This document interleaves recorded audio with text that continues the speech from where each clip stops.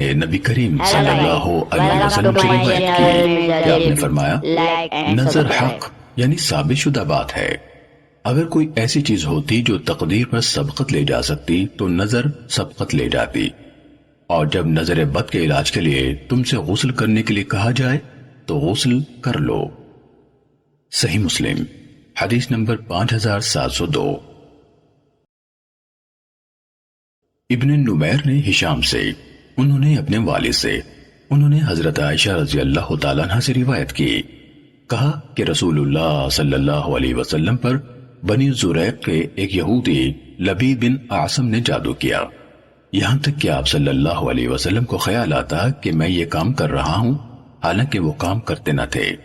ایک دن یا ایک رات آپ صلی اللہ علیہ وسلم نے دعا کی، پھر فرمایا کہ اے عائشہ، تجھے معلوم ہوا کہ اللہ جل جلالہ نے مجھے وہ بتلا دیا جو میں نے اس سے پوچھا۔ میرے پاس دو آدمی آئے، ایک میرے سر کے پاس بیٹھا اور دوسرا پاؤں کے پاس، وہ دونوں فرشتے تھے۔ جو سر کے پاس بیٹھا تھا اس نے دوسرے سے کہا جو پاؤں کے پاس بیٹھا تھا، اس نے سر کے پاس بیٹھے ہوئے سے کہا کہ اس شخص کو کیا بیماری ہے؟ وہ بولا کہ ان پر جادو ہوا ہے۔ اس نے کہا کہ کس نے جادو کیا ہے؟ وہ بولا کہ لبید بن اعصم نے۔ پھر اس نے کہا کہ کس میں جادو کیا ہے؟ وہ بولا کہ کنگھی میں، اور ان بالوں میں جو کنگھی سے جھڑے کعبے کے ریشے میں۔ اس نے کہا کہ یہ کہاں رکھا ہے؟ وہ بولا کہ ذی اروان کے کنویں میں۔ ام المومنین عائشہ صدیقہ رضی اللہ تعالیٰ عنہ نے کہا کہ پھر رسول اللہ صلی اللہ علیہ وسلم اپنے چند اصحاب کے ساتھ اس کنویں پر گئے، اور آپ صلی اللہ علیہ وسلم نے فرمایا کہ اے عائشہ، اللہ کی قسم اس کنویں کا پانی ایسا تھا جیسے مہندی کا زلال، اور وہاں کے کھجور کے درخت ایسے تھے جیسے شیطانوں کے سر۔ میں نے عرض کیا کہ یا رسول اللہ، آپ صلی اللہ علیہ وسلم نے اس کو جلا کیوں نہیں دیا؟ یعنی وہ جو بال وغیرہ نکلے۔ آپ صلی اللہ علیہ وسلم نے فرمایا کہ مجھے تو اللہ نے ٹھیک کر دیا، اب مجھے لوگوں میں فساد بھڑکانا برا معلوم ہوا، بس میں نے حکم دیا اور وہ دفن کر دیا گیا۔ صحیح مسلم حدیث نمبر 5703۔ ابو قریب نے کہا ہمیں ابو اسامہ نے حدیث بیان کی، کہا ہمیں ہشام نے اپنے والد سے حدیث بیان کی، انہوں نے حضرت عائشہ رضی اللہ تعالی عنہ سے روایت کی، کہا رسول اللہ صلی اللہ علیہ وسلم پر جادو کیا گیا۔ اس کے بعد ابو قریب نے واقعے کی تفصیلات سمیت ابن نمیر کی حدیث کی طرح حدیث بیان کی، اور اس میں کہا پھر رسول اللہ صلی اللہ علیہ وسلم کنویں کی طرف تشریف لے گئے، اسے دیکھا، اس کنویں پر کھجور کے درخت تھے، یعنی جنہیں کسی زمانے میں کنویں کے پانی سے سیراب کیا جاتا ہوگا۔ انہوں یعنی حضرت عائشہ رضی اللہ تعالی عنہ نے کہا میں نے عرض کی اللہ کے رسول، اسے نکالیں اور جلا دیں۔ ابو قریب نے آپ نے اسے جلا کیوں نہ دیا کہ الفاظ نہیں کہے، یہ الفاظ بھی بیان نہیں کیے، میں نے اس کے بارے میں حکم دیا تو اس کو پاٹ دیا گیا۔ صحیح مسلم حدیث نمبر 5704۔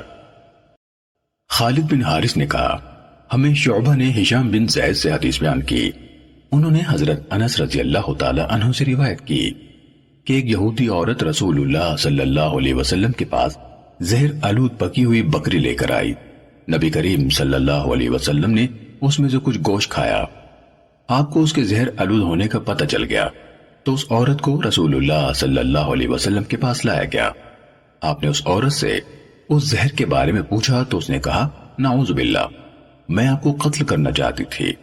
آپ صلی اللہ علیہ وسلم نے فرمایا اللہ تعالیٰ ایسا نہیں کرے گا کہ تمہیں اس بات پر تسلط یعنی اختیار دے۔ انہوں یعنی انس رضی اللہ تعالی عنہ نے کہا یا آپ صلی اللہ علیہ وسلم نے فرمایا تمہیں مجھ پر تسلط دے دے۔ انہوں یعنی انس رضی اللہ تعالیٰ عنہ نے کہا صحابہ کرام رضوان اللہ علیہ مجمعین نے عرض کی کیا ہم اسے قتل نہ کر دیں؟ آپ صلی اللہ علیہ وسلم نے فرمایا نہیں۔ انہوں یعنی انس رضی اللہ تعالی عنہ نے کہا تو میں اب بھی رسول اللہ صلی اللہ علیہ وسلم کے دہن مبارک کے اندرونی حصے میں اس کے اثرات کو پہچانتا ہوں۔ صحیح مسلم حدیث نمبر 5705۔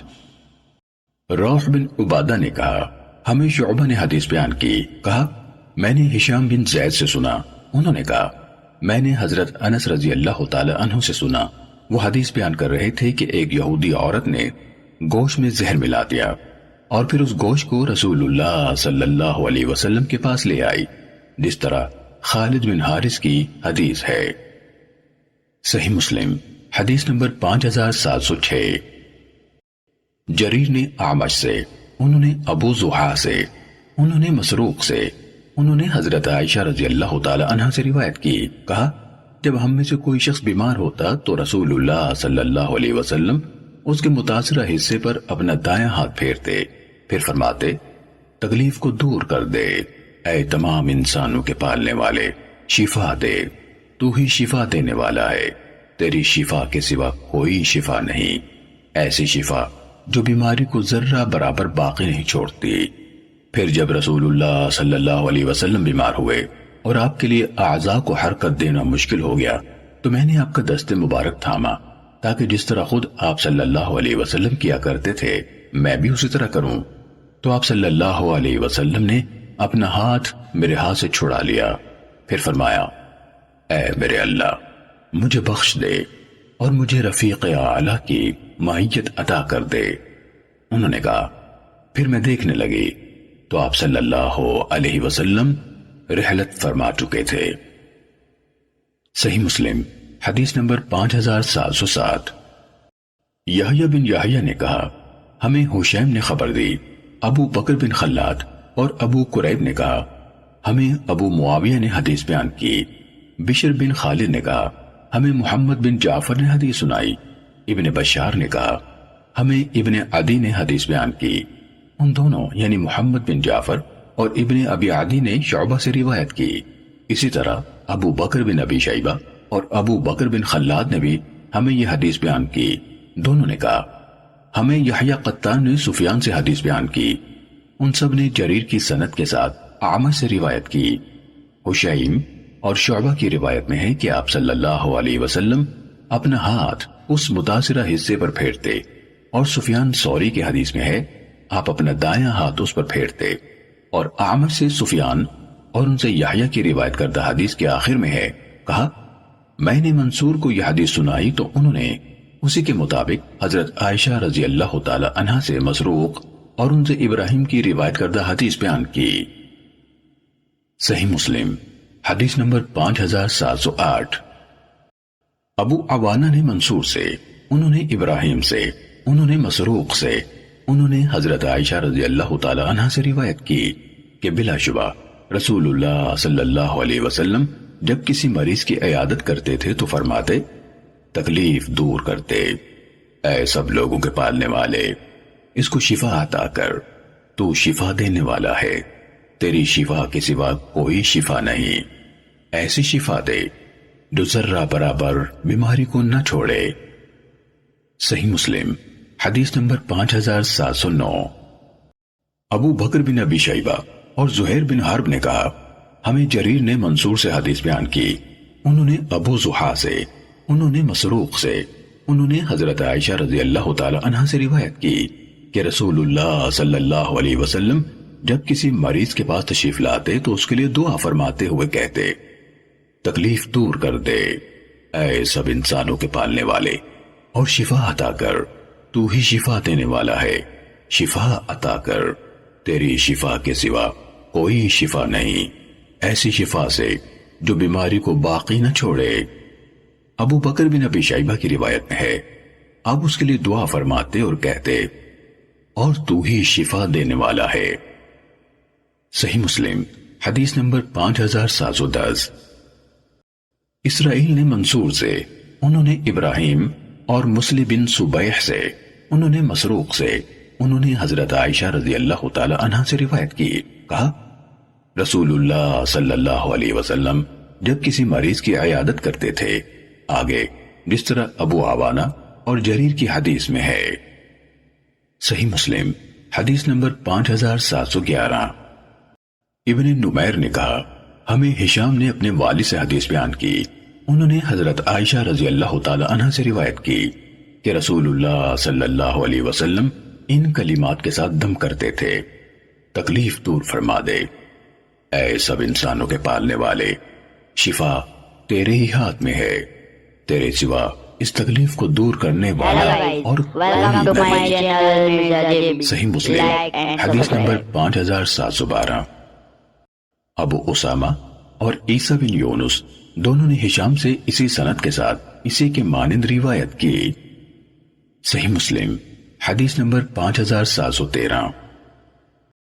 سریج بن یونس اور یحییٰ بن ایوب نے کہا ہمیں عباد بن عباد نے ہشام بن عروہ سے حدیث بیان کی، انہوں نے اپنے والد سے، انہوں نے حضرت عائشہ رضی اللہ تعالیٰ عنہ سے روایت کی، کہا جب رسول اللہ صلی اللہ علیہ وسلم کے گھر والوں میں سے کوئی بیمار ہوتا تو آپ پناہ دلوانے والے کلمات اس پر پھونکتے، پھر جب آپ اس مرض میں مبتلا ہوئے جس میں آپ کی رحلت ہوئی تو میں نے آپ پر پھونکنا اور آپ کا اپنا ہاتھ آپ کے جسم اطہر پر پھیرنا شروع کر دیا، کیونکہ آپ کا ہاتھ میرے ہاتھ سے زیادہ بابرکت تھا۔ یحییٰ بن ایوب کی روایت میں بالمعوذات کے بجائے بمعوذات یعنی پناہ دلوانے والے کچھ کلمات ہیں۔ صحیح مسلم حدیث نمبر 5714۔ مالک نے ابن شہاب سے، انہوں نے عروہ سے، انہوں نے حضرت عائشہ رضی اللہ تعالیٰ عنہ سے روایت کی کہ جب نبی صلی اللہ علیہ وسلم بیمار ہوتے تو آپ خود پر معوذات یعنی معوذتین اور دیگر پناہ دلوانے والی دعائیں اور آیات پڑھتے اور پھونک مارتے۔ جب آپ کی تکلیف شدید ہو گئی تو میں آپ پر پڑھتی اور آپ کی طرف سے میں آپ کا اپنا ہاتھ اس برکت کی امید کے ساتھ آپ کے جسم اطہر پر پھیرتی۔ صحیح مسلم حدیث نمبر 5715۔ یونس، معمر اور زیاد سب نے ابن شہاب سے امام مالک کی سند کے ساتھ ان کی حدیث کی طرح حدیث بیان کی۔ مالک کے علاوہ اور کسی کی سند میں آپ کے ہاتھ کی برکت کی امید کے الفاظ نہیں، اور یونس اور زیاد کی حدیث میں ہے کہ نبی صلی اللہ علیہ وسلم جب بیمار ہوتے تو آپ خود اپنے آپ پر کلمات پڑھ کر پھونکتے اور اپنے جسم پر اپنا ہاتھ پھیرتے۔ صحیح مسلم حدیث نمبر 5716۔ عبد الرحمن بن اسود نے اپنے والد سے روایت کی، انہوں نے کہا میں نے حضرت عائشہ رضی اللہ تعالیٰ عنہ سے دم کرنے کے بارے میں دریافت کیا تو انہوں نے بتایا نبی صلی اللہ علیہ وسلم نے انصار کے گھر کے لوگوں کو ہر زہریلے جانور کے ڈنگ سے شفا کے لیے دم کرنے کی اجازت عطا فرمائی۔ صحیح مسلم حدیث نمبر 5717۔ ابراہیم نے اسود سے، انہوں نے حضرت عائشہ رضی اللہ تعالیٰ عنہ سے روایت کی، کہا نبی صلی اللہ علیہ وسلم نے انصار کے گھر کے لوگوں کو ہر زہریلے ڈنگ کے علاج کے لیے دم کرنے کی اجازت دی تھی۔ صحیح مسلم حدیث نمبر 5718۔ ابو بکر بن ابی شیبہ، زہیر بن حرب اور ابن ابی عمر نے، الفاظ ابن ابی عمر کے ہیں، کہا ہمیں سفیان نے عبد ربیہ بن سعید سے حدیث بیان کی، انہوں نے امرہ سے، انہوں نے حضرت عائشہ رضی اللہ تعالیٰ عنہ سے روایت کی کہ جب کسی انسان کو اپنے جسم کے کسی حصے میں تکلیف ہوتی یا اسے کوئی پھوڑا نکلتا یا زخم لگتا تو رسول اللہ صلی اللہ علیہ وسلم اپنی انگشت مبارک سے اس طرح کرتے، فرماتے یہ بیان کرتے ہوئے سفیان نے اپنی شہادت کی انگلی زمین پر لگائی، پھر اسے اٹھایا، اللہ کے نام کے ساتھ ہماری زمین کی مٹی سے ہم میں سے ایک کے لعاب دہان کے ساتھ ہمارے رب کے اذن سے ہمارا بیمار شفا یاب ہو۔ ابن ابی شیبہ نے ہمارا بیمار شفا یاب ہو کے الفاظ اور زہیر نے تاکہ ہمارا بیمار شفا یاب ہو کے الفاظ کہے۔ صحیح مسلم حدیث نمبر 5719۔ محمد بن بشر نے مسعر سے روایت کی، کہا ہمیں معبد بن خالد نے ابن شداد سے حدیث بیان کی، انہوں نے حضرت عائشہ رضی اللہ تعالیٰ عنہ سے روایت کی کہ رسول اللہ صلی اللہ علیہ وسلم انہیں حکم دیتے تھے کہ وہ نظر بد سے شفا کے لیے دم کرا لیں۔ صحیح مسلم حدیث نمبر 5720۔ عبید اللہ بن نمیر نے کہا ہمیں مسعر نے اسی سند کے ساتھ اسی کے مانند حدیث بیان کی۔ صحیح مسلم حدیث نمبر 5721۔ سفیان نے معبد بن خالد سے، انہوں نے عبداللہ بن شداد سے، انہوں نے حضرت عائشہ رضی اللہ تعالیٰ عنہ سے روایت کی، کہا رسول اللہ صلی اللہ علیہ وسلم مجھے حکم دیتے تھے کہ میں نظر بد سے دم کرا لوں۔ صحیح مسلم حدیث نمبر 5722۔ ابو خیثمہ نے عاصم احول سے، انہوں نے یوسف بن عبداللہ سے، انہوں نے حضرت انس بن مالک رضی اللہ تعالیٰ عنہ سے دم جھاڑ کے بارے میں روایت بیان کی، کہا زہریلے ڈنگ، جلد پر نکلنے والے دانوں اور نظر بد کے عوارض میں دم کرانے کی اجازت دی گئی ہے۔ صحیح مسلم حدیث نمبر 5723۔ سفیان اور حسن بن صالح دونوں نے عاصم، انہوں نے یوسف بن عبداللہ سے، انہوں نے حضرت انس رضی اللہ تعالیٰ عنہ سے روایت کی، کہا رسول اللہ صلی اللہ علیہ وسلم نے نظر بد، زہریلے ڈنگ اور جلد پر نکلنے والے دانوں میں دم کرنے کی اجازت دی، اور سفیان کی روایت میں یوسف بن عبداللہ کے بجائے یوسف بن عبداللہ بن حارث سے مروی ہے۔ صحیح مسلم حدیث نمبر 5724۔ زینب بنت ام سلمہ رضی اللہ تعالیٰ عنہ نے ام المومنین حضرت ام سلمہ رضی اللہ تعالیٰ عنہ سے روایت کی کہ رسول اللہ صلی اللہ علیہ وسلم نے اپنی زوجہ حضرت ام سلمہ رضی اللہ تعالیٰ عنہ کے گھر میں ایک لڑکی کے بارے میں جس کے چہرے کے ایک حصے کا رنگ بدلا ہوا دیکھا، فرمایا اس کو نظر لگ گئی ہے، اس کو دم کراؤ۔ آپ کی مراد اس کے چہرے کی پلاہٹ سے تھی۔ صحیح مسلم حدیث نمبر 5725۔ ابو عاصم نے ابن جریج سے روایت کی، کہا مجھے ابو زبیر نے بتایا کہ انہوں نے حضرت جابر بن عبداللہ رضی اللہ تعالیٰ عنہما کو یہ کہتے ہوئے سنا، نبی صلی اللہ علیہ وسلم نے آل بنو عمر بن حزم کو سام کے کانٹے کا دم کرنے کی اجازت دی، اور آپ صلی اللہ علیہ وسلم نے اسما بنت عمیس رضی اللہ تعالیٰ عنہ سے فرمایا کیا ہوا ہے؟ میں اپنے بھائی یعنی حضرت جعفر بن ابی طالب رضی اللہ تعالیٰ عنہ کے بچوں کے جسم لاغر دیکھ رہا ہوں، کیا انہیں بھوکا رہنا پڑتا ہے؟ انہوں نے کہا نہیں، لیکن انہیں نظر بد جلدی لگ جاتی ہے۔ آپ صلی اللہ علیہ وسلم نے فرمایا انہیں دم کرو۔ انہوں یعنی اسما بنت عمیس رضی اللہ تعالیٰ عنہ نے کہا تو میں نے دم کے الفاظ کو آپ کے سامنے پیش کیا تو آپ صلی اللہ علیہ وسلم نے فرمایا ان الفاظ سے ان کو دم کر دو۔ صحیح مسلم حدیث نمبر 5726۔ روح بن عبادہ نے کہا ہمیں ابن جریج نے حدیث بیان کی، کہا مجھے ابو زبیر نے بتایا کہ انہوں نے حضرت جابر بن عبداللہ رضی اللہ تعالیٰ عنہما کو یہ کہتے ہوئے سنا، نبی صلی اللہ علیہ وسلم نے بنو عامر بن حزم کو سام کے ڈسنے کی صورت میں دم کرنے کی اجازت دی۔ ابو زبیر نے کہا میں نے حضرت جابر بن عبداللہ رضی اللہ تعالیٰ عنہما سے یہ بھی سنا، وہ کہتے تھے ہم میں سے ایک شخص کو بچھو نے ڈنگ مار دیا، ہم رسول اللہ صلی اللہ علیہ وسلم کی خدمت میں بیٹھے ہوئے تھے کہ ایک آدمی نے کہا اللہ کے رسول میں دم کر دوں؟ آپ نے فرمایا تم میں سے جو شخص اپنے بھائی کو فائدہ پہنچا سکتا ہو تو اسے ایسا کرنا چاہیے۔ صحیح مسلم حدیث نمبر 5727۔ سعید بن یحییٰ اموی کے والد نے کہا ہمیں ابن جریج نے اسی سند کے ساتھ اسی کے مثل روایت بیان کی، مگر انہوں نے کہا لوگوں میں سے ایک شخص نے کہا اللہ کے رسول کیا میں اس کو دم کر دوں؟ اور صرف دم کر دوں نہیں کہا۔ صحیح مسلم حدیث نمبر 5728۔ وکیع نے اعمش سے، انہوں نے ابو سفیان سے، انہوں نے حضرت جابر رضی اللہ تعالیٰ عنہ سے روایت کی، کہا میرے ایک ماموں تھے، وہ بچھو کے کانٹے پر دم کیا کرتے تھے۔ رسول اللہ صلی اللہ علیہ وسلم نے عمومی طور پر ہر طرح کے دم کرنے سے منع فرمایا۔ وہ رسول اللہ صلی اللہ علیہ وسلم کے پاس حاضر ہوئے اور کہا اللہ کے رسول آپ نے دم کرنے سے منع فرما دیا ہے، میں بچھو کے کانٹے سے دم کرتا ہوں۔ تو آپ صلی اللہ علیہ وسلم نے فرمایا تم میں سے جو کوئی اپنے بھائی کو فائدہ پہنچا سکتا ہو تو وہ ایسا کرے۔ صحیح مسلم حدیث نمبر 5729۔ جریر نے اعمش سے اسی سند کے ساتھ اسی کے مانند حدیث بیان کی۔ صحیح مسلم حدیث نمبر 5730۔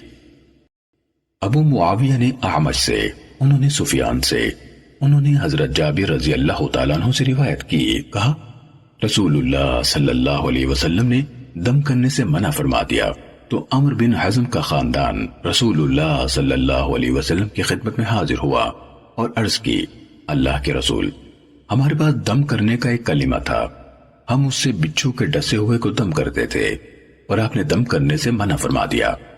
انہوں یعنی جابر رضی اللہ تعالیٰ عنہ نے کہا تو انہوں نے وہ پیش کیا تو آپ صلی اللہ علیہ وسلم نے فرمایا میں اس میں کوئی حرج نہیں سمجھتا، تم میں سے جو کوئی اپنے بھائی کو فائدہ پہنچا سکتا ہو تو وہ ضرور اسے فائدہ پہنچائے۔ صحیح مسلم حدیث نمبر 5731۔ حضرت عوف بن مالک اشجعی رضی اللہ تعالیٰ عنہ سے روایت ہے، کہا ہم زمانے جاہلیت میں دم کیا کرتے تھے۔ ہم نے عرض کی اللہ کے رسول صلی اللہ علیہ وسلم اس کے بارے میں آپ کا کیا خیال ہے؟ آپ صلی اللہ علیہ وسلم نے فرمایا اپنے دم کے کلمات میرے سامنے پیش کرو، دم میں کوئی حرج نہیں جب تک اس میں شرک نہ ہو۔ صحیح مسلم حدیث نمبر 5732۔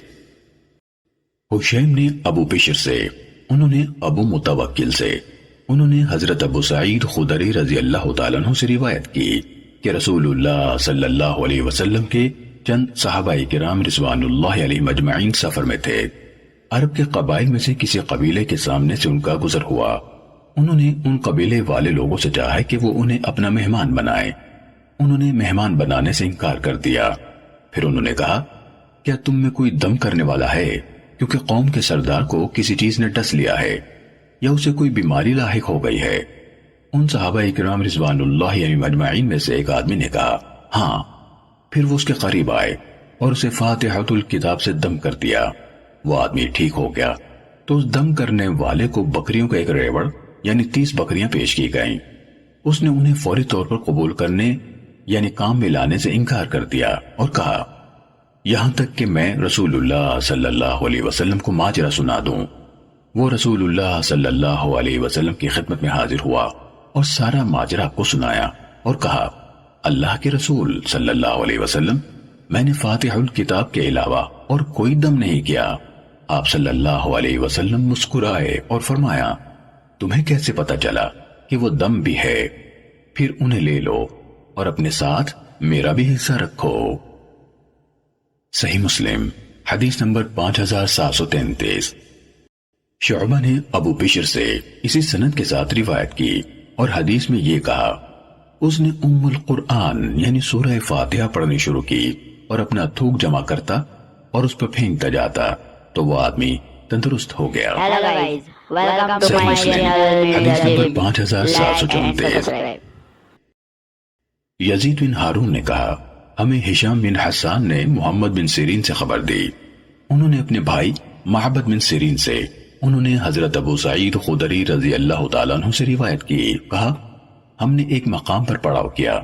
ایک عورت ہمارے پاس آئی اور کہا قبیلے کے سردار کو ڈنگ لگا ہے یعنی اسے بچھو نے ڈنگ مارا ہے، کیا تم میں سے کوئی دم کرنے والا ہے؟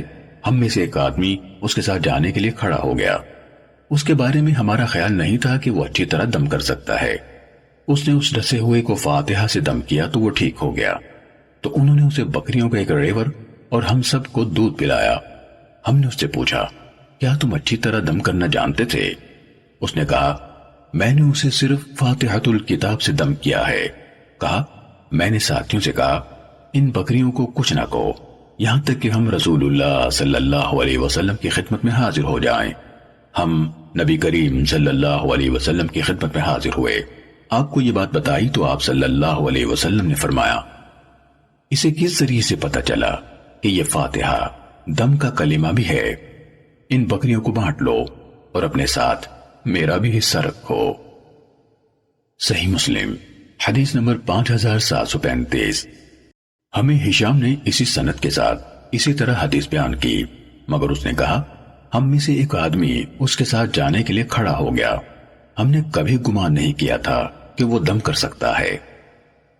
صحیح مسلم حدیث نمبر 5736۔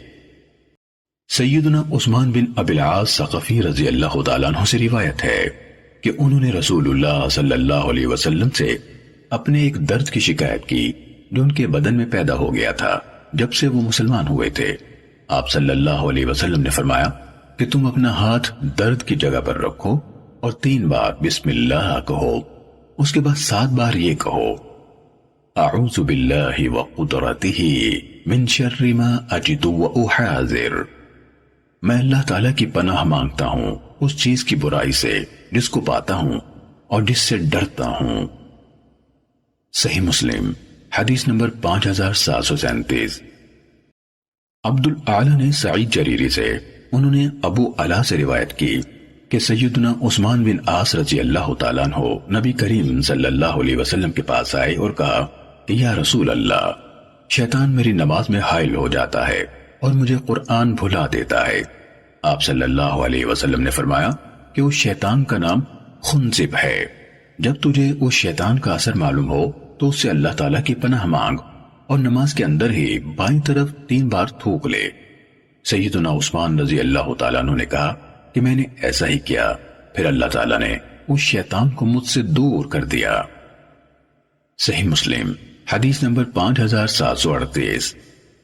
سالم بن نوح اور ابو اسامہ دونوں نے جریری سے، انہوں نے ابو علا سے، انہوں نے عثمان بن ابی العاص رضی اللہ تعالیٰ عنہ سے روایت کی کہ وہ نبی کریم صلی اللہ علیہ وسلم کے پاس حاضر ہوئے، پھر اس طرح بیان کیا، اور سالم بن نوح کی حدیث میں 3 بار کا لفظ نہیں ہے۔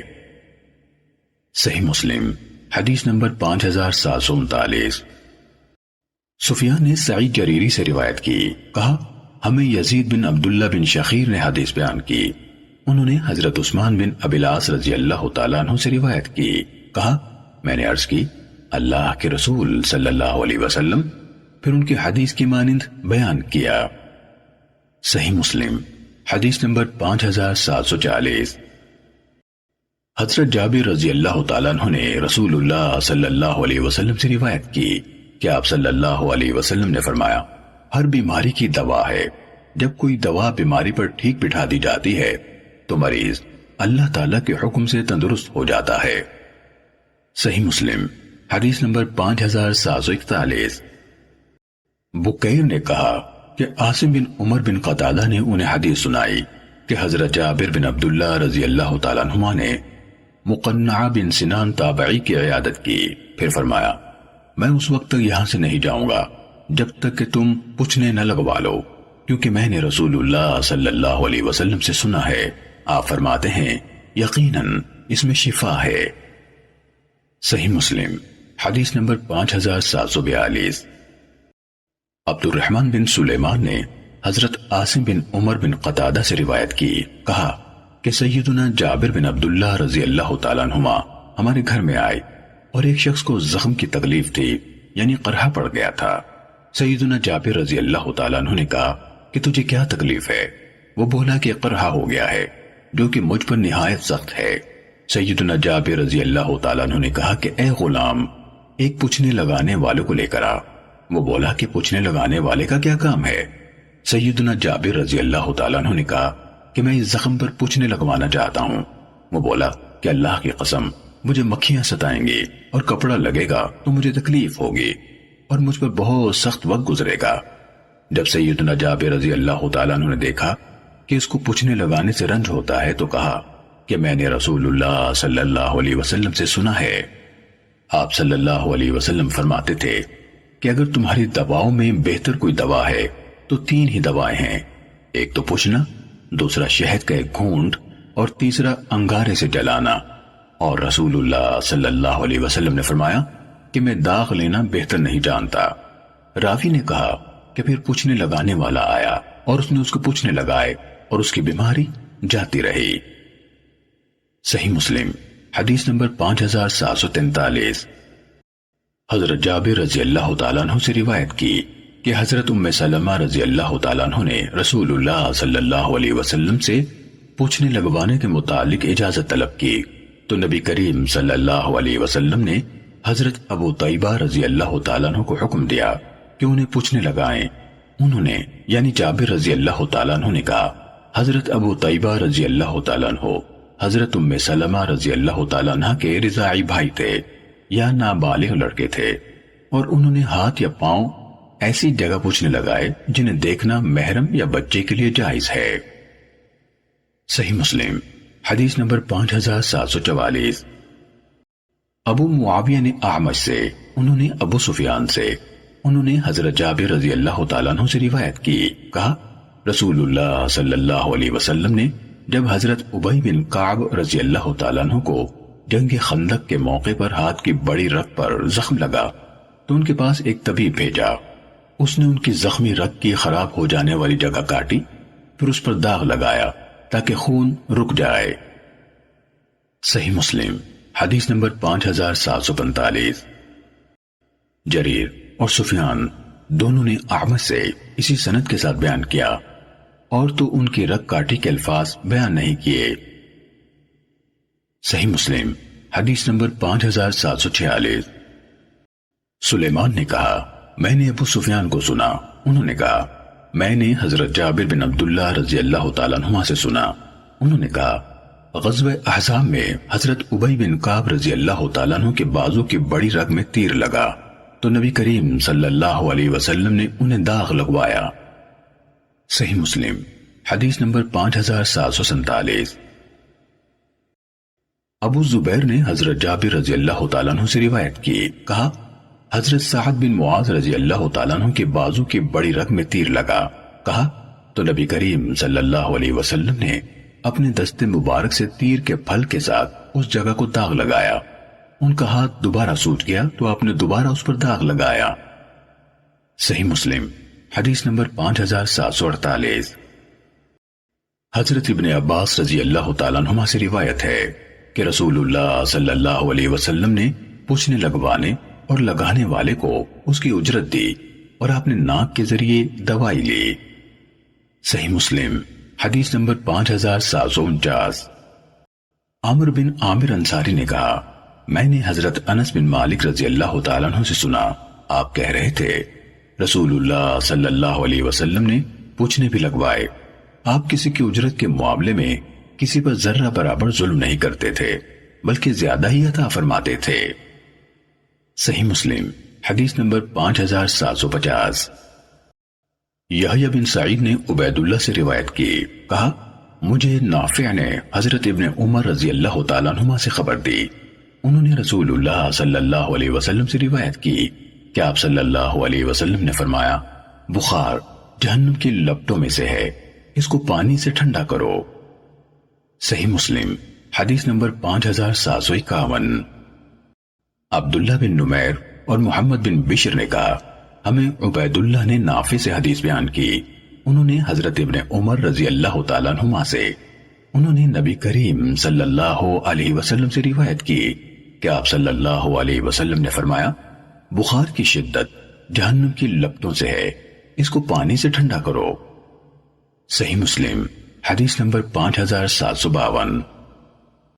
امام مالک اور ضحاک بن عثمان دونوں نے نافع سے، انہوں نے حضرت ابن عمر رضی اللہ تعالیٰ عنہما سے روایت کی کہ رسول اللہ صلی اللہ علیہ وسلم نے فرمایا بخار جہنم کی لپٹوں میں سے ہے، اس کو پانی سے بجھاؤ۔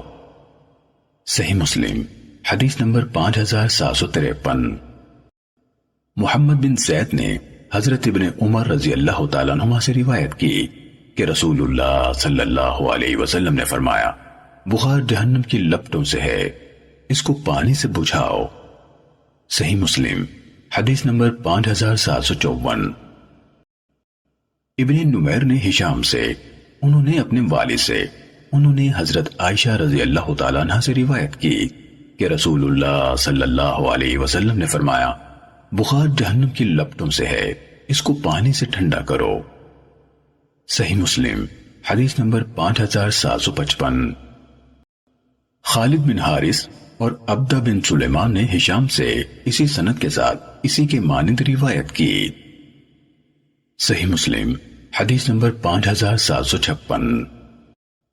عبدہ بن سلیمان نے ہشام سے، انہوں نے فاطمہ سے، انہوں نے حضرت اسماء رضی اللہ تعالیٰ عنہ سے روایت کی کہ بخار میں مبتلا عورت کو ان کے پاس لایا جاتا تو وہ پانی منگواتی اور اسے عورت کے گریبان میں انڈیلتی اور کہتی رسول اللہ صلی اللہ علیہ وسلم نے فرمایا اس بخار کو پانی سے ٹھنڈا کرو، اور کہا وہ کہتی یہ جہنم کی لپٹوں سے ہے۔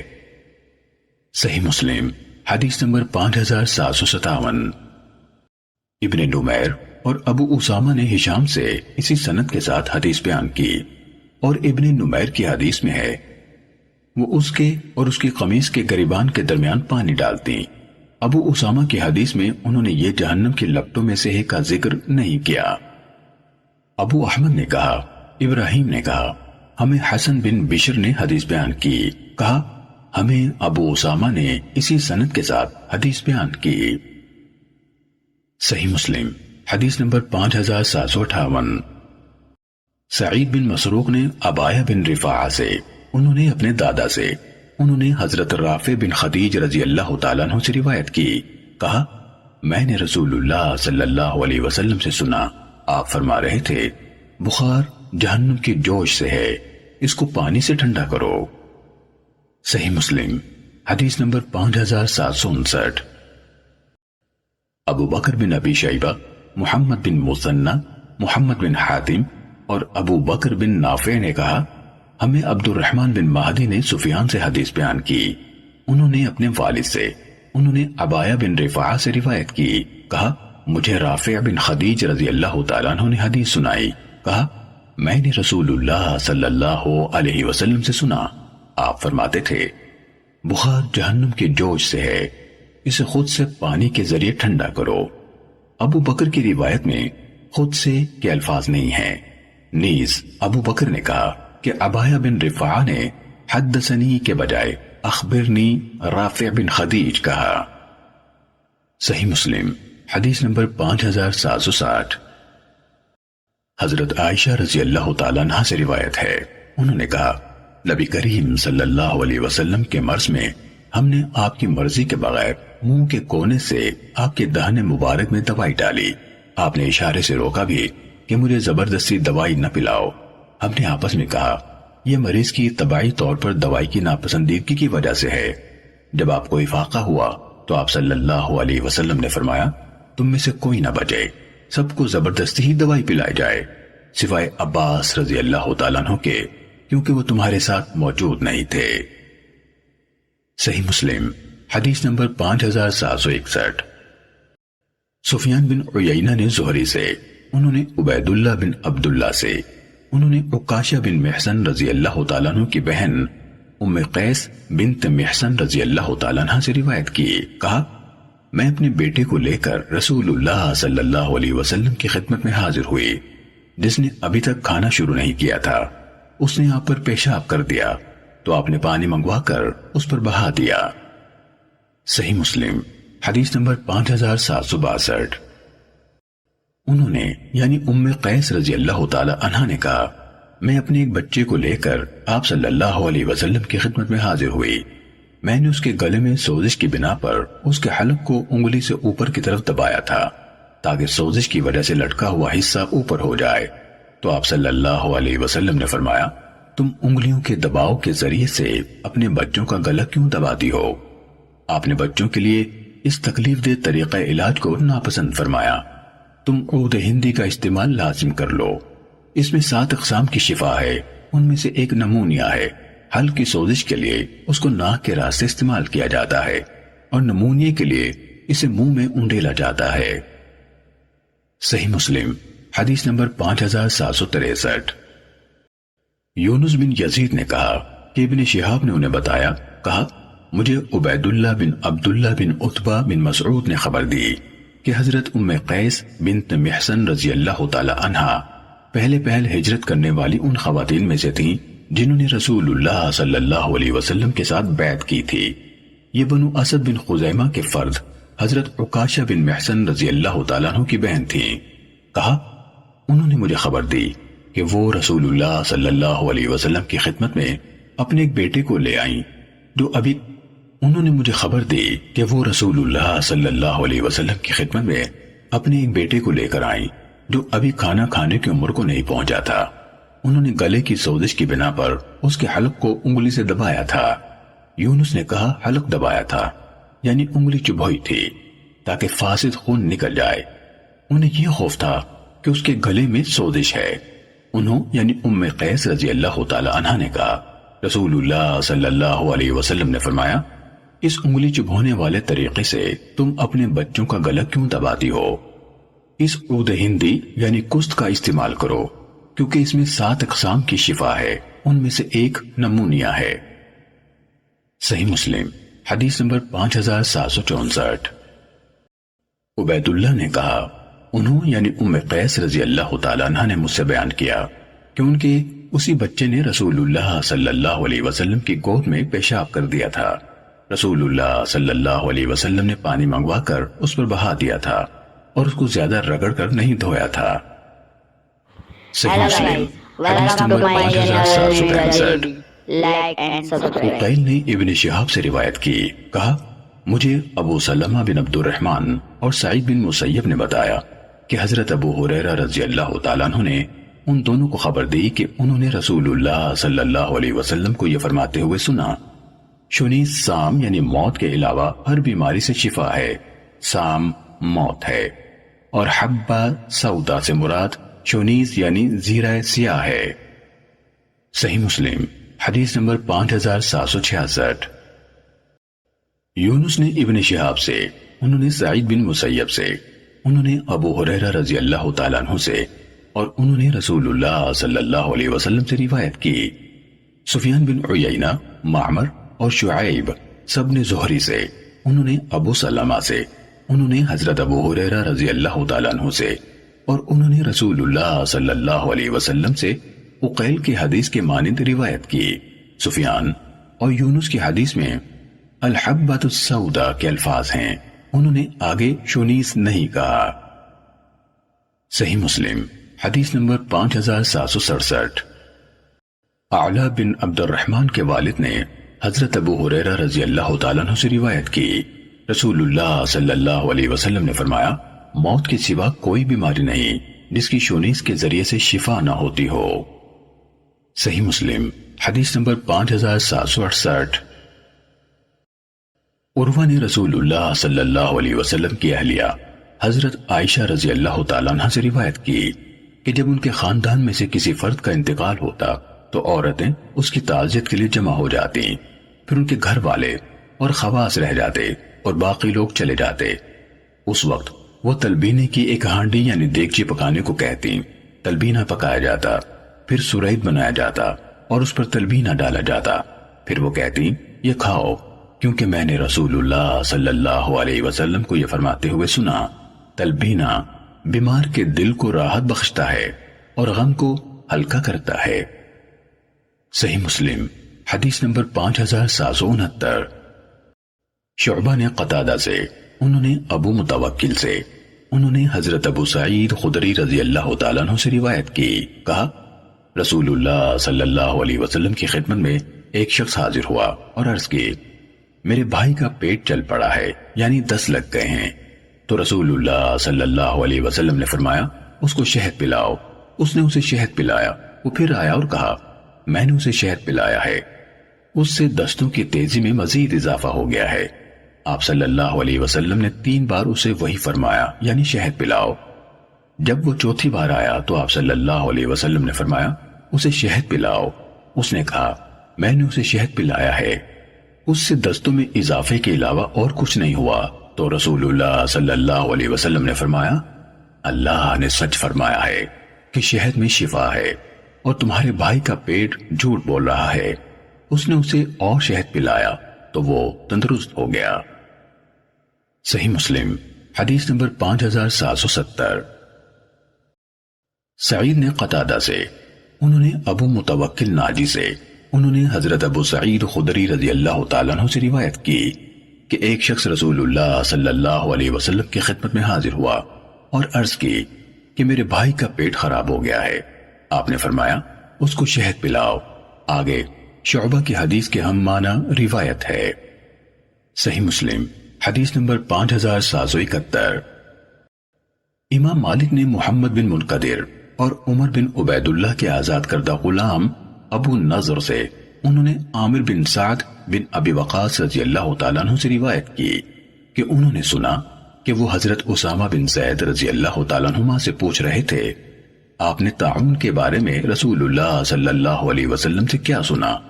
اسامہ رضی اللہ تعالیٰ عنہ نے کہا رسول اللہ صلی اللہ علیہ وسلم نے فرمایا طاعون اللہ کی بھیجی ہوئی آفت یا عذاب ہے جو بنی اسرائیل پر بھیجا گیا، یا فرمایا تم سے پہلے لوگوں پر بھیجا گیا۔ جب تم سنو کہ وہ کسی سرزمین میں ہے تو سرزمین پر نہ جاؤ، اور اگر وہ ایسی سرزمین میں واقع ہو جائے جس میں تم لوگ موجود ہو تو تم اس سے بھاگ کر وہاں سے نہ نکلو۔ ابو نضر نے یہ جملہ کہا، تمہیں اس طاعون سے فرار کے علاوہ کوئی اور بات اس سرزمین سے نہ نکال رہی ہو۔ صحیح مسلم حدیث نمبر 5772۔ عبداللہ بن مسلمہ بن قعنب اور قتیبہ بن سعید نے کہا، ہمیں مغیرہ بن عبد الرحمن قرشی نے ابو نضر سے حدیث بیان کی۔ انہوں نے عامر بن سعد بن ابی وقاص رضی اللہ تعالیٰ عنہ سے، انہوں نے حضرت اسامہ بن زید رضی اللہ تعالیٰ عنہما سے روایت کی، کہا رسول اللہ صلی اللہ علیہ وسلم نے فرمایا، طاعون عذاب کی علامت ہے۔ اللہ تعالیٰ نے اپنے بندوں میں کچھ لوگوں کو طاعون میں مبتلا کیا۔ جب تم طاعون کے بارے میں سنو تو وہاں مت جاؤ، اور جب اس سرزمین میں طاعون واقع ہو جائے جہاں تم ہو تو وہاں سے مت بھاگو۔ یہ قعنبی کی حدیث ہے۔ قتیبہ نے بھی اس طرح بیان کیا ہے۔ صحیح مسلم حدیث نمبر 5773۔ سفیان نے محمد بن منقدر سے، انہوں نے عامر بن سعد سے، انہوں نے اسامہ رضی اللہ تعالیٰ عنہ سے روایت کی، کہا رسول اللہ صلی اللہ علیہ وسلم نے فرمایا، یہ طاعون ایک عذاب ہے جو تم سے پہلے لوگوں پر مسلط کیا گیا تھا، یا فرمایا بنی اسرائیل پر مسلط کیا گیا تھا۔ اگر یہ کسی علاقے میں ہو تو تم اس سے بھاگ کر وہاں سے نہ نکلنا، اور اگر کسی دوسری سرزمین میں طاعون موجود ہو تو تم اس میں داخل نہ ہونا۔ صحیح مسلم حدیث نمبر 5774۔ ابن جریج نے کہا، مجھے عامر بن دینار نے بتایا کہ عامر بن سعد نے انہیں خبر دی کہ کسی شخص نے حضرت سعد بن ابی وقاص رضی اللہ تعالیٰ عنہ سے طاعون کے بارے میں سوال کیا، تو وہاں موجود حضرت اسامہ بن زید رضی اللہ تعالیٰ عنہ نے کہا، میں تمہیں اس کے بارے میں بتاتا ہوں۔ رسول اللہ صلی اللہ علیہ وسلم نے فرمایا، یہ ایک عذاب یا سزا ہے جسے اللہ تعالیٰ نے بنی اسرائیل کے گروہ پر بھیجا تھا، یا فرمایا ان لوگوں پر جو تم سے پہلے تھے، لہٰذا تم جب کسی سرزمین میں اس کے پھیلنے کے متعلق سنو تو اس میں اس کے ہوتے ہوئے داخل نہ ہونا، اور جب یہ تم پر وارد ہو جائے تو اس سے بھاگ کر وہاں سے نہ نکلنا۔ صحیح مسلم حدیث نمبر 5775۔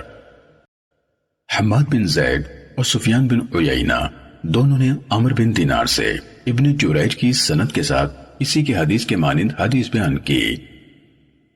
صحیح مسلم حدیث نمبر 5776۔ یونس نے ابن شہاب سے، انہوں نے عامر بن سعد سے خبر دی، انہوں نے حضرت اسامہ بن زید رضی اللہ تعالیٰ عنہما سے، انہوں نے رسول اللہ صلی اللہ علیہ وسلم سے روایت کی کہ آپ صلی اللہ علیہ وسلم نے فرمایا، یہ بیماری یعنی طاعون ایک عذاب ہے جو تم سے پہلے ایک امت کو ہوا تھا، پھر وہ زمین میں رہ گیا، کبھی چلا جاتا ہے کبھی پھر آتا ہے، لہذا جو کوئی کسی ملک میں سنے کہ وہاں طاعون ہے تو وہ وہاں نہ جائے، اور جب اس کے ملک میں طاعون نمودار ہو تو وہاں سے بھاگے بھی نہیں۔ صحیح مسلم حدیث نمبر 5777۔ معمر نے زہری سے یونس کی سند کے ساتھ اسی یونس کی حدیث کے مانند حدیث بیان کی۔ صحیح مسلم حدیث نمبر 5778۔ ابن ابی عدی نے شعبہ سے، انہوں نے حبیب بن ابی ثابت اسدی سے روایت کی، کہا ہم مدینے میں تھے تو مجھے خبر پہنچی کہ کوفے میں طاعون پھیل گیا ہے، تو عطا بن یسار اور دوسرے لوگوں نے مجھ سے کہا کہ رسول اللہ صلی اللہ علیہ وسلم نے فرمایا تھا، جب تم کسی سرزمین میں ہو اور وہاں طاعون پھیل جائے تو تم اس سرزمین سے مت نکلو، اور جب تم کو یہ خبر پہنچے کہ وہ کسی سرزمین میں پھیل گیا ہے تو تم اس میں مت جاؤ۔ کہا میں نے پوچھا حدیث کس سے روایت کی گئی؟ ان سب نے کہا عامر بن سعد سے، وہی حدیث بیان کرتے تھے۔ کہا تو میں ان کے ہاں پہنچا، ان کے گھر کے لوگوں نے کہا وہ موجود نہیں، تو میں ان کے بھائی ابراہیم بن سعد سے ملا اور ان سے دریافت کیا تو انہوں نے کہا میں اسامہ رضی اللہ تعالیٰ عنہ کے پاس موجود تھا جب وہ میرے والد حضرت سعد رضی اللہ تعالیٰ عنہ کو حدیث بیان کر رہے تھے۔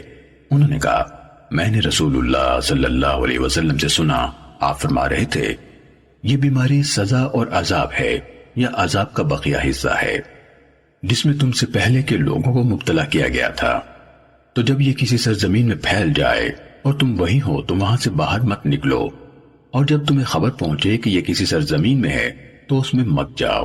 حبیب نے کہا میں نے ابراہیم بن سعد سے کہا کہ آپ نے خود اسامہ رضی اللہ تعالیٰ عنہ سے سنا تھا؟ وہ حضرت سعد رضی اللہ تعالیٰ عنہ کو یہ حدیث سنا رہے تھے اور وہ اس کا انکار نہیں کر رہے تھے۔ کیا آپ نے خود اسامہ رضی اللہ تعالیٰ عنہ سے سنا تھا؟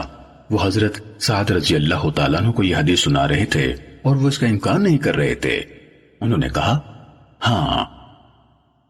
صحیح مسلم حدیث نمبر 5779۔ عبید اللہ بن معاذ کے والد نے کہا ہمیں شعبہ نے اسی سند کے ساتھ یہ حدیث سنائی، مگر انہوں نے حدیث کے آغاز میں عطا بن یسار کا واقعہ بیان نہیں کیا۔ صحیح مسلم حدیث نمبر 5780۔ سفیان نے حبیب سے، انہوں نے ابراہیم بن سعد سے، انہوں نے حضرت سعد بن مالک، حضرت خزیمہ بن ثابت اور حضرت اسامہ بن زید رضی اللہ تعالیٰ عنہم سے روایت کی۔ انہوں نے کہا رسول اللہ صلی اللہ علیہ وسلم نے فرمایا آگے شعبہ کی حدیث کے ہم معنی ہے۔ صحیح مسلم حدیث نمبر 5781۔ اعمش نے حبیب سے، انہوں نے ابراہیم بن سعد بن ابی وقاص سے روایت کی، کہا حضرت اسامہ بن زید رضی اللہ تعالیٰ عنہما اور حضرت سعد رضی اللہ تعالیٰ عنہ بیٹھے ہوئے احادیث بیان کر رہے تھے تو ان دونوں نے کہا رسول اللہ صلی اللہ علیہ وسلم نے فرمایا جس طرح ان سب کی حدیث ہے۔ صحیح مسلم حدیث نمبر 5782۔ شیبانی نے حبیب بن ابی ثابت سے، انہوں نے ابراہیم بن سعد بن مالک سے، انہوں نے اپنے والد سے، انہوں نے رسول اللہ صلی اللہ علیہ وسلم سے ان سب کی بیان کردہ حدیث کے مطابق روایت کی۔ صحیح مسلم حدیث نمبر 5783۔ امام مالک نے ابن شہاب سے، انہوں نے عبد الحمید بن عبد الرحمن بن زید بن خطاب سے، انہوں نے عبداللہ بن حارث بن نوفل سے، انہوں نے حضرت عبداللہ بن عباس رضی اللہ تعالیٰ عنہما سے روایت کی کہ سیدنا عمر ابن الخطاب رضی اللہ تعالیٰ عنہ شام کی طرف نکلے۔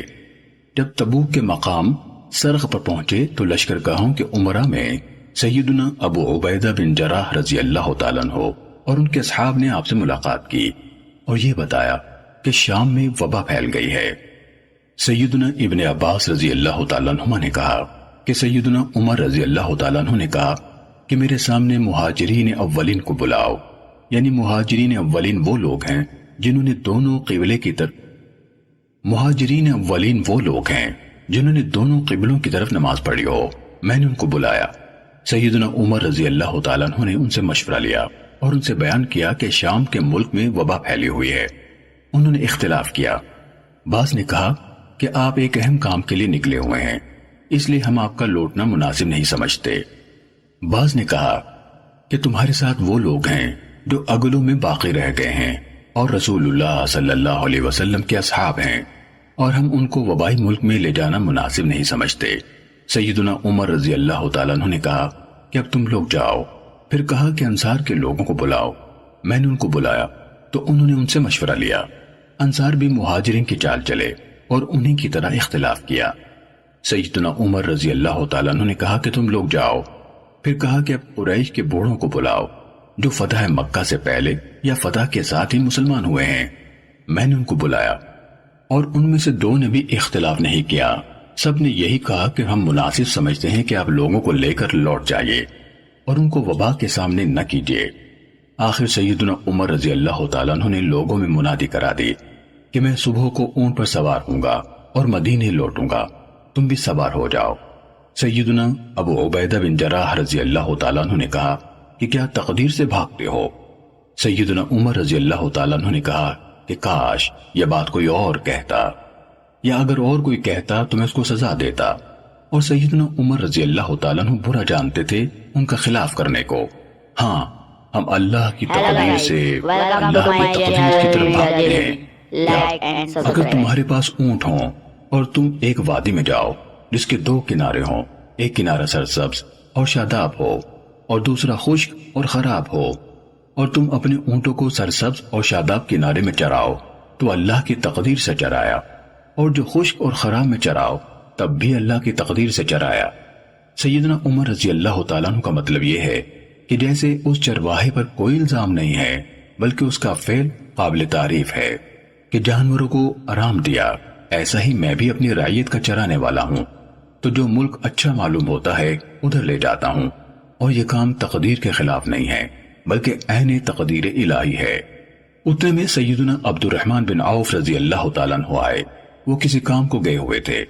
انہوں نے کہا کہ میرے پاس تو اس مسئلے کی دلیل موجود ہے، میں نے رسول اللہ صلی اللہ علیہ وسلم سے سنا ہے، آپ صلی اللہ علیہ وسلم فرماتے تھے کہ جب تم سنو کہ کسی ملک میں وبا پھیلی ہے تو وہاں مت جاؤ، اور اگر تمہارے ملک میں وبا پھیلے تو بھاگو بھی نہیں۔ کہا اس پر سیدنا عمر رضی اللہ تعالیٰ عنہ نے اللہ کا شکر ادا کیا، پھر اگلے دن روانہ ہو گئے۔ صحیح مسلم حدیث نمبر 5784۔ معمر نے ہمیں اسی سند کے ساتھ مالک کی حدیث کی طرح حدیث بیان کی، اور معمر کی حدیث میں یہ الفاظ زائد بیان کیے۔ کہا اور انہوں یعنی حضرت عمر رضی اللہ تعالیٰ عنہ نے ان یعنی ابو عبیدہ رضی اللہ تعالیٰ عنہ سے یہ بھی کہا، آپ کا کیا حال ہے کہ اگر وہ اونٹ بنجر کنارے پر چرے اور سرسبز کنارے کو چھوڑ دے تو کیا آپ اسے اس کے عجز اور غلطی پر محمول کریں گے؟ انہوں نے کہا ہاں۔ حضرت عمر رضی اللہ تعالیٰ عنہ نے کہا تو پھر چلیں۔ ابن عباس رضی اللہ تعالیٰ عنہما نے کہا وہ چل کر مدینے آئے اور کہا انشاءاللہ یہی کجاوے کھولنے کی یا کہا یہی اترنے کی جگہ ہے۔ صحیح مسلم حدیث نمبر 5785۔ یونس نے اسی سند کے ساتھ ابن شہاب سے خبر دی، مگر انہوں نے کہا بلا شبہ عبداللہ بن حارث نے انہیں حدیث سنائی اور عبداللہ بن عبداللہ نہیں کہا۔ صحیح مسلم حدیث نمبر 5786۔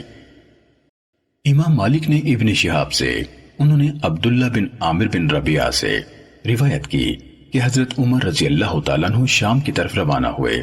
جب سرخ پہنچے تو ان کو یہ اطلاع ملی کہ شام میں وبا نمودار ہو گئی ہے، تو حضرت عبد الرحمن بن عوف رضی اللہ تعالیٰ عنہ نے انہیں بتایا کہ رسول اللہ صلی اللہ علیہ وسلم نے فرمایا تھا جب تم کسی علاقے میں اس وبا کی خبر سنو تو وہاں نہ جاؤ، اور جب تم کسی علاقے میں ہو اور وہاں وبا نمودار ہو جائے تو اس وبا سے بھاگنے کے لیے وہاں سے نہ نکلو۔ اس پر حضرت عمر رضی اللہ تعالیٰ عنہ سرخ سے لوٹ آئے۔ اور ابن شہاب سے روایت ہے، انہوں نے سالم بن عبداللہ سے روایت کی کہ حضرت عمر رضی اللہ تعالیٰ عنہ حضرت عبد الرحمن بن عوف رضی اللہ تعالیٰ عنہ کی حدیث کی وجہ سے لوگوں کو لے کر لوٹ آئے۔ صحیح مسلم حدیث نمبر 5787۔ یونس نے کہا ابن شہاب نے کہا مجھے ابو سلمہ بن عبد الرحمن نے حضرت ابو ہریرہ رضی اللہ تعالیٰ عنہ سے حدیث بیان کی کہ جب رسول اللہ صلی اللہ علیہ وسلم نے فرمایا مرض کا کسی دوسرے کو چمٹنا، ماہ سفر کی نحوست اور مقتول کی کھوپڑی سے الو کا نکلنا سب بے اصل ہیں، تو ایک اعرابی یعنی بدو نے کہا تو پھر اونٹوں کا یہ حال کیوں ہوتا ہے کہ وہ صحرا میں ایسے پھر رہے ہوتے ہیں جیسے ہرن، یعنی صحت مند چاق و چوبند؟ پھر ایک خارج زدہ اونٹ آتا ہے، ان میں شامل ہوتا ہے اور ان سب کو خارج لگا دیتا ہے۔ آپ صلی اللہ علیہ وسلم نے ارشاد فرمایا پہلے اونٹ کو کس نے بیماری لگائی تھی؟ صحیح مسلم حدیث نمبر 5788۔ صالح نے ابن شہاب سے روایت کی، کہا مجھے ابو سلمہ بن عبد الرحمن وغیرہ نے بتایا کہ حضرت ابو ہریرہ رضی اللہ تعالیٰ عنہ نے کہا رسول اللہ صلی اللہ علیہ وسلم نے فرمایا کسی سے کوئی مرض خود بخود نہیں چمٹتا، نہ بدفعلی کی کوئی حقیقت ہے، نہ سفر کی نحوست کی اور نہ کھوپڑی سے الو کے نکلنے کی۔ تو ایک اعرابی کہنے لگا یا رسول اللہ صلی اللہ علیہ وسلم، آگے یونس کی حدیث کے مانند ہے۔ صحیح مسلم حدیث نمبر 5789۔ شعیب نے زہری سے روایت کی، کہا مجھے سنان بن ابی سنان دولی نے بتایا کہ حضرت ابو ہریرہ رضی اللہ تعالیٰ عنہ نے کہا نبی صلی اللہ علیہ وسلم نے فرمایا کوئی مرض کسی دوسرے کو خود بخود نہیں چمٹتا۔ تو ایک اعرابی کھڑا ہو گیا، پھر یونس اور صالح کی حدیث کی مانند بیان کیا، اور شعیب سے روایت ہے، انہوں نے زہری سے روایت کی، کہا مجھے سایہ بن یزید بن اخت نمر نے حدیث سنائی کہ رسول اللہ صلی اللہ علیہ وسلم نے فرمایا نہ کسی سے خود بہت مرض چمٹتا ہے، نہ سفر کی نحوست کوئی چیز ہے، اور نہ کھوپڑی سے الو نکلنا۔ صحیح مسلم حدیث نمبر 5790۔ یونس نے ابن شہاب سے روایت کی کہ ابو سلمہ بن عبد الرحمن بن عوف نے انہیں حدیث بیان کی کہ رسول اللہ صلی اللہ علیہ وسلم نے فرمایا کسی سے کوئی مرض خود بخود نہیں چمٹتا، اور وہ حدیث بیان کرتے تھے کہ رسول اللہ صلی اللہ علیہ وسلم نے فرمایا، بیمار اونٹوں والا صحت مند اونٹوں والے چرواہے کے پاس اونٹ نہ لے جائے۔ ابو سلمہ نے کہا کہ حضرت ابو ہریرہ رضی اللہ تعالیٰ عنہ دونوں حدیثیں رسول اللہ صلی اللہ علیہ وسلم سے بیان کرتے تھے۔ پھر ابو ہریرہ رضی اللہ تعالیٰ عنہ لا عدوہ والی حدیث بیان کرنے سے رک گئے اور بیمار اونٹوں والا صحت مند اونٹوں والے کے پاس اونٹ نہ لائے، اس والی حدیث پر قائم رہے۔ تو حارث بن ابی ذباب نے، وہ ابو ہریرہ رضی اللہ تعالیٰ عنہ کے چچا کے بیٹے تھے، کہا، ابو ہریرہ، میں تم سے سنا کرتا تھا، تم اس کے ساتھ ایک اور حدیث بیان کرتے تھے جسے بیان کرنے سے اب تم خاموش ہو گئے ہو۔ تم کہا کرتے تھے، رسول اللہ صلی اللہ علیہ وسلم نے فرمایا، کسی سے مرض خود بخود نہیں چمٹتا۔ تو ابو ہریرہ رضی اللہ تعالیٰ عنہ نے اس حدیث کو پہچاننے سے انکار کر دیا اور یہ حدیث بیان کی، بیمار اونٹوں والا صحت مند اونٹوں والے کے پاس اونٹ نہ لائے۔ اس پر حارث نے اس معاملے میں ان کے ساتھ تکرار کی، حتیٰ کہ ابو ہریرہ رضی اللہ تعالیٰ عنہ غصے میں آ گئے اور حبشی زبان میں ان کو نہ سمجھ میں آنے والی کوئی بات کہی۔ پھر حارث سے کہا، تمہیں پتہ چلا ہے کہ میں نے تم سے کیا کہا ہے؟ انہوں نے کہا، نہیں۔ ابو ہریرہ رضی اللہ تعالیٰ عنہ نے کہا، میں اس سے انکار کرتا ہوں۔ ابو سلمہ نے کہا، مجھے اپنی زندگی کی قسم، ابو ہریرہ رضی اللہ تعالیٰ عنہ ہمیں یہ حدیث سنایا کرتے تھے، لا عدوہ، یعنی کسی سے خود بخود کوئی بیماری نہیں لگتی۔ مجھے معلوم نہیں کہ ابو ہریرہ رضی اللہ تعالیٰ عنہ بھول گئے ہیں یا ایک بات نے دوسری کو منسوخ کر دیا ہے۔ صحیح مسلم حدیث نمبر 5791۔ صالح نے ابن شہاب سے روایت کی، کہا، مجھے ابو سلمہ بن عبد الرحمن نے بتایا، انہوں نے حضرت ابو ہریرہ رضی اللہ تعالیٰ عنہ کو حدیث بیان کرتے ہوئے سنا کہ رسول اللہ صلی اللہ علیہ وسلم نے فرمایا، کوئی مرض خود بخود دوسرے کو نہیں لگ جاتا، اور اس کے ساتھ یہ بیان کرتے، بیمار اونٹوں والا اپنے اونٹ صحت مند اونٹوں والے کے پاس نہ لائے، یونس کی حدیث کے مانند۔ صحیح مسلم حدیث نمبر 5792۔ شعیب نے زہری سے اسی سند کے ساتھ اسی کے مانند روایت کی۔ صحیح مسلم حدیث نمبر 5793۔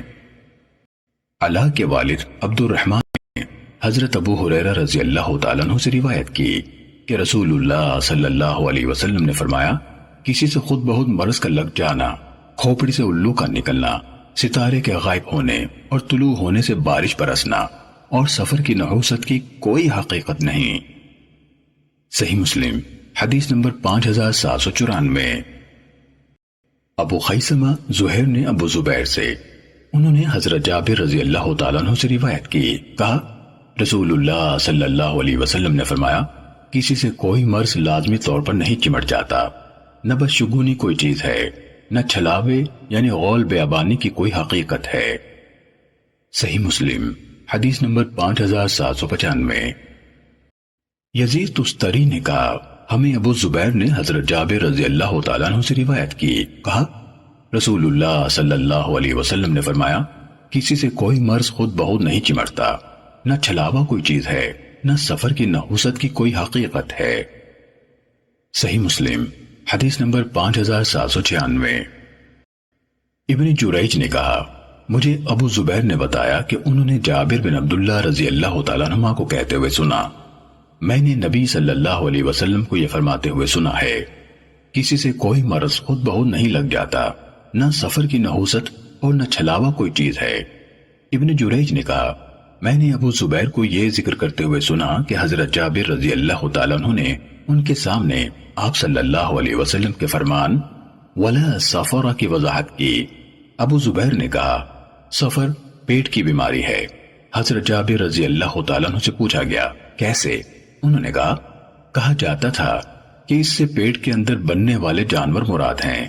کہا، انہوں نے غول کی تشریح نہیں کی، البتہ ابو زبیر نے کہا، یہ غول وہی ہے جس کے بارے میں کہا جاتا ہے جو رنگ بدلتا ہے اور مسافروں کو راستے سے بھٹکا کر مار ڈالتا ہے۔ صحیح مسلم حدیث نمبر 5797۔ معمر نے زہری سے، انہوں نے عبید اللہ بن عبداللہ بن عتبہ سے روایت کی کہ حضرت ابو ہریرہ رضی اللہ تعالیٰ عنہ نے کہا، میں نے نبی کریم صلی اللہ علیہ وسلم کو فرماتے ہوئے سنا، بدشگونی کی کوئی حقیقت نہیں، اور شگون میں سے اچھی نیک فال ہے۔ عرض کی گئی اللہ کے رسول صلی اللہ علیہ وسلم فال کیا ہے؟ وہ شگون سے کس طرح مختلف ہے؟ آپ صلی اللہ علیہ وسلم نے فرمایا فال نیک کلمہ ہے جو تم میں سے کوئی شخص سنتا ہے۔ صحیح مسلم حدیث نمبر 5798۔ عقیل بن خالد اور شعیب دونوں نے زہری سے اسی سند کے ساتھ اسی کے مانند روایت کی۔ عقیل کی حدیث میں ہے کہ رسول اللہ صلی اللہ علیہ وسلم سے روایت ہے، انہوں نے میں نے سنا کے الفاظ نہیں کہے، اور شعیب کی حدیث میں ہے انہوں نے کہا میں نے رسول اللہ صلی اللہ علیہ وسلم سے سنا، جس طرح معمر نے کہا۔ صحیح مسلم حدیث نمبر 5799۔ حمام بن یحییٰ نے کہا ہمیں قتادہ نے حضرت انس رضی اللہ تعالیٰ عنہ سے حدیث بیان کی کہ نبی صلی اللہ علیہ وسلم نے فرمایا کسی سے کوئی مرض خود بخود نہیں لگتا، برے شگون کی کوئی حقیقت نہیں، اور اس کے بالمقابل نیک فال یعنی حوصلہ افزائی کا اچھا کلمہ پاکیزہ بات مجھے اچھی لگتی ہے۔ صحیح مسلم حدیث نمبر 5800۔